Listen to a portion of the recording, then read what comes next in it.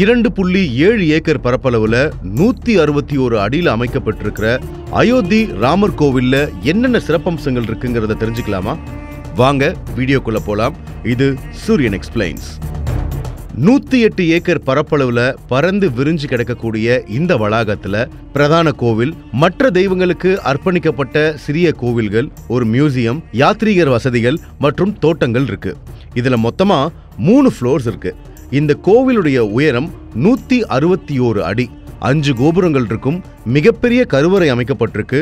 ஒவ்வொரு தளமும் ராமருடைய வாழ்க்கை மற்றும் பாரம்பரியத்தை வெவ்வேறு அம்சங்கள்ல பூர்த்தி பண்ணும்.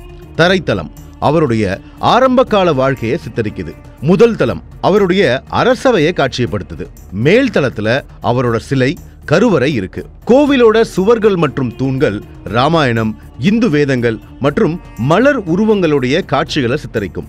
இந்த கோவில்ல மொத்தமா 44 கதவுகள் இருக்கும். இந்த கோவிலுடைய இன்னொரு முக்கியமான அம்சம் என்ன அப்படின்னா, இந்த கோவில்ல எங்கேயுமே ஸ்டீல் யூஸ் பண்ணாம முழுக்க இன்டர்லாக்கிங் சிஸ்டம் அண்ட் காப்பர் வயர்ஸை யூஸ் பண்ணி இந்த கோவிலை கட்டியிருக்காங்க. இந்த கோவிலை கட்டுறதுக்கு கிட்டத்தட்ட 5000 ஒர்க்கர்ஸ்க்கு மேல ஒர்க் பண்ணிருக்காங்க. அதனால இந்த இடத்துல நிறைய வேலை வாய்ப்பு உருவாயிருக்கு.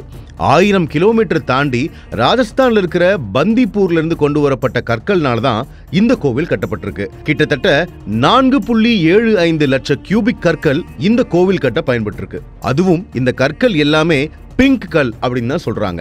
நாகரா ஆர்கிடெக்சர் ஸ்டைல்ல இந்த கோவில் கட்டப்பட்டிருக்கு.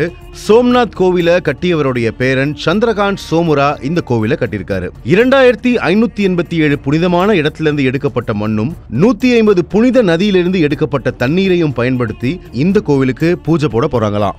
மூல தெய்வங்களான ராமர் மற்றும் சீதை, இவங்க 2 சிலையையும் சிறப்பா செய்யணும் இல்லையா? அதுக்கு நேபாளில இருந்து கால பைரவி நதிக்கரையில இருந்து சாலிகிராம கற்களை வச்சு பண்ணிருக்காங்க. இந்த கற்களுடைய ஸ்பெஷாலிட்டி என்னன்னா, இது அந்த நதிக்கரையில மட்டும் தான் கிடைக்கும். சரி, இந்த கற்கள் ஏன் முக்கியம்? ஏன்னா நேபாள் சீதை பிராட்டி வாழ்ந்த ஊர். ராமர் கோவிலுக்குனே பிரத்யேகமா ஒரு மணி உருவாக்கப்பட்டிருக்கு. இதுல என்ன ஸ்பெஷல்னா, அது நம்ம தமிழ்நாட்டில இருந்து கொடுக்கப்பட்டிருக்கு. இந்த கோவிலை 1000 கோடி ரூபாய் செலவுல கட்டியிருக்கிறாங்க. இந்த கோவில் ஜனவரி 22, 2024 திங்கட்கிழமை திறக்க போறாங்க அப்படின்னு சொல்லியிருக்கிறாங்க. இந்த கோவில் திறக்க போற அன்னைக்கு 5 வயது பால ராமர் சிலை பிரதிஷ்டை செய்ய போறாங்களாம். இந்த கோவில்ல 302 தூண்கள் இருக்காம். இந்த வளாகம் முழுக்க மழைநீர் சேகரிப்பு, கழிவு மேலாண்மை அமைப்புகளை உள்ளடக்கியதா இருக்கும். இந்த கோவிலோட பிரதான நுழைவாயில சிங் துவார் அப்படின்னு சொல்றாங்க.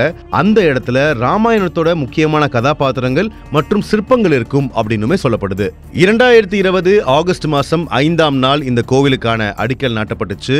இப்போ ஜனவரி 22, 2024 இந்த கோவில் திறக்கப்பட போகுது. கண்டிப்பா இந்த வீடியோ மூலமா அயோத்தி ராமர் கோவிலை பத்தி நிறைய விஷயங்கள் நீங்க தெரிஞ்சிருப்பீங்க அப்படின்னு நாங்க நம்புறோம். இந்த வீடியோவை மறக்காம லைக் பண்ணுங்க, ஷேர் பண்ணுங்க. சூரியன் எக்ஸ்பிளைன்ஸ் யூடியூப் சேனலை சப்ஸ்கிரைப் பண்ணிக்கோங்க.